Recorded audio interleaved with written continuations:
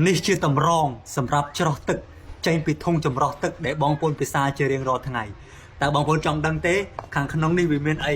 វាមានសមត្ថភាពអីដែលអាចច្រោះទឹកជូនបងប្អូនពិសាបានអញ្ចឹងបើបងប្អូនចង់ដឹងកុំភ្លេចខមមិនម្នាក់មួយមកខ្ញុំនឹងពុះជ្រៀតជូនបងប្អូនទស្សនាទាំងអស់គ្នាអរគុណច្រើនបងប្អូនបាយបាយបើចង់ដឹងថាក្នុងតម្រងចម្រោះទឹកនេះមានអីខ្លះវាមានសមត្ថភាពអាចចម្រោះទឹកឲ្យបងប្អូនអាចពិសាបាន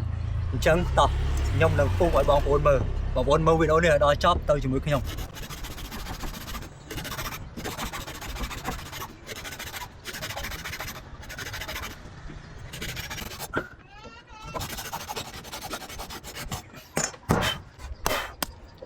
មកបងប្អូនអញ្ចឹងវាដាច់អស់ហើយខ្ញុំនឹងកាច់ឲ្យបងប្អូនមើលបងប្អូនមកណែបងប្អូនណា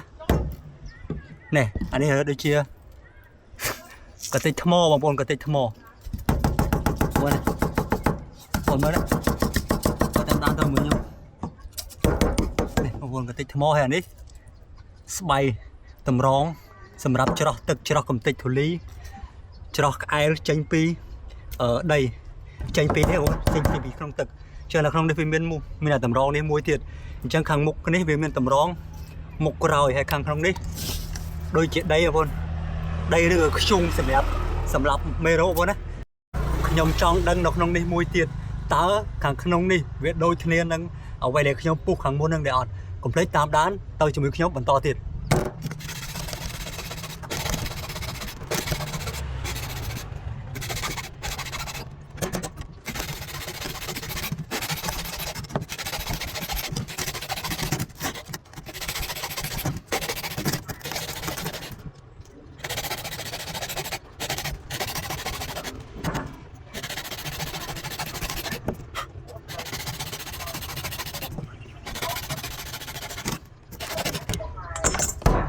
មកបងប្អូន1 2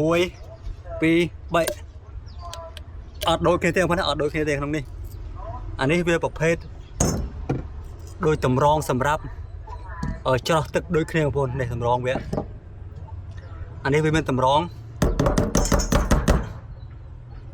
នេះបងប្អូនខាងក្នុងវាក្នុងនេះ